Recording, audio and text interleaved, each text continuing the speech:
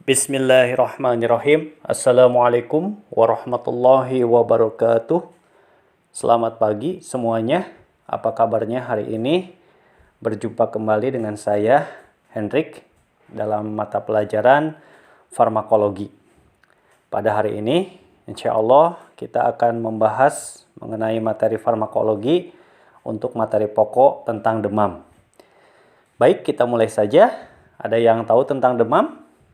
Demam itu merupakan suatu keadaan yang paling dikenali oleh masyarakat. Paling sering masyarakat mengenalnya dengan istilah panas ya, sakit panas. Memang di masyarakat disebut sakit panas karena memang salah satu gejalanya adalah berupa panas di tubuh.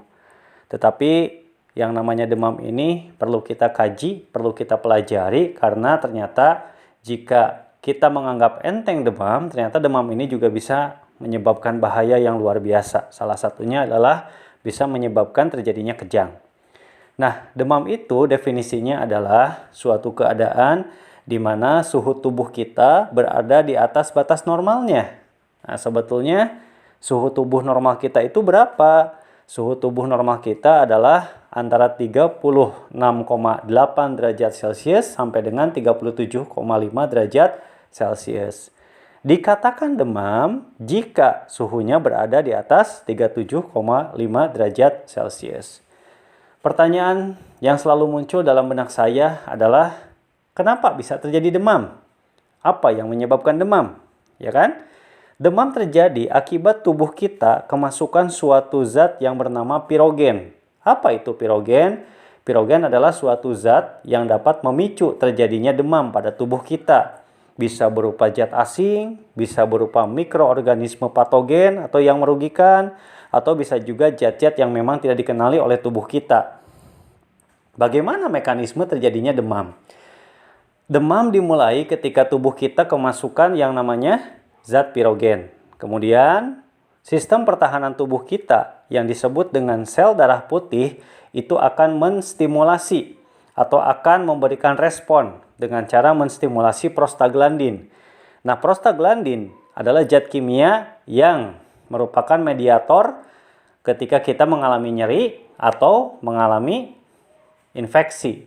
Nah, salah satunya ketika terjadi stimulasi prostaglandin, maka prostaglandin akan mengirimkan sinyal ke termostat yang ada di termoregulasi hipotalamus di otak kita untuk memberikan sinyal kenaikan suhu. Nah, ketika suhu naik ini ya digambarkan bahwa tubuh kita sedang dalam kondisi demam. Jadi memang demam ini adalah ciri atau alarm yang menunjukkan tubuh kita sedang mengalami gangguan. Gejalanya apa saja? Yang utama pasti panas ya. Kenapa bisa disebut panas? Karena memang di bagian tubuh kita antara kening dan leher, kalau kita sedang demam, kalau kita senduh akan terasa panas. Yang kedua menggigil atau terasa dingin, ya. Kemudian yang ketiga, jika demam tidak teratasi maka akan dapat menyebabkan kejang yang disebut dengan kejang demam. Apa penyebabnya? Seperti yang disampaikan di awal, penyebab demam adalah zat pirogen. Zat pirogen itu bisa apa saja? Satu, mikroorganisme patogen atau yang sifatnya merugikan. Bisa virus, bisa bakteri, bisa amuba, dan lain sebagainya. Kemudian yang kedua, bisa juga diakibatkan adalah ketika kita selesai melaksanakan suatu kegiatan imunisasi tertentu, tentunya yang menyebabkan demam. Yang ketiga, bisa juga akibat tubuh kita mengalami cedera, peradangan, ataupun timbul nanah. Dan yang terakhir, bisa juga akibat penyakit-penyakit tertentu seperti artritis. Nah, bagaimana cara mengatasi ketika seseorang mengalami demam? Cara pertama adalah cara non-farmakologi atau non-obat. Biasanya ketika orang demam, maka tindakan yang paling lazim dilaksanakan adalah tindakan kompres. Tetapi ingat ya, kompres yang dilakukan di sini adalah kompres hangat. Kenapa kompres hangat? Ketika kompres tersebut ditempelkan di kening pasien yang mengalami demam, maka diharapkan ya otak kita akan beradaptasi dengan suhu hangat tersebut yang menyebabkan terjadinya penurunan suhu. Yang kedua, saat terjadi demam, jangan menutup bagian tubuh kita dengan selimut karena bisa menyebabkan pori-pori tubuh kita menjadi tertutup. Itu akan mempercepat peningkatan suhu tubuh dan akhirnya terjadilah kejang. Yang ketiga, jika kedua cara tersebut tidak berhasil atau belum berhasil, maka kita bisa menggunakan obat penurun demam atau dalam istilah farmasi disebut dengan antipiretika. Antipiretikanya apa saja? Sebetulnya ada 4 obat yang memiliki efek antipiretik. 1. Paracetamol, 2. Ibuprofen, 3. Aspirin, 4. Antalgin atau metampiron.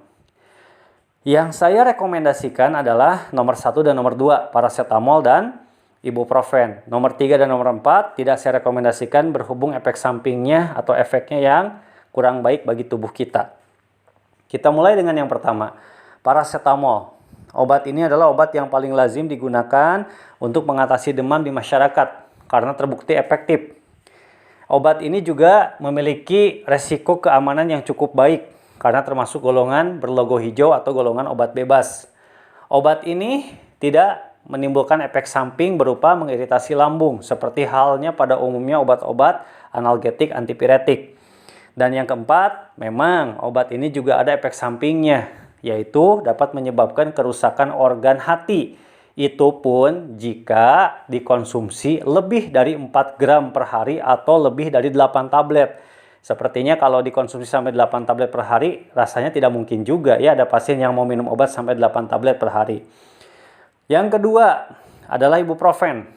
Obat ini adalah pilihan kedua jika paracetamol kurang berkhasiat. Namun, obat ini memiliki efek samping, yaitu dapat mengiritasi lambung. Sehingga rekomendasinya obat ini harus diminum setelah makan. Dan harganya juga dibanding paracetamol, harga ibuprofen cukup mahal bila dibandingkan dengan paracetamol. Nah, kesimpulan akhir dari yang dapat disampaikan pada pertemuan kali ini atau pada materi pokok demam ini adalah bahwa jangan anggap enteng demam. Demam merupakan alarm yang menunjukkan bahwa tubuh kita sedang mengalami gangguan.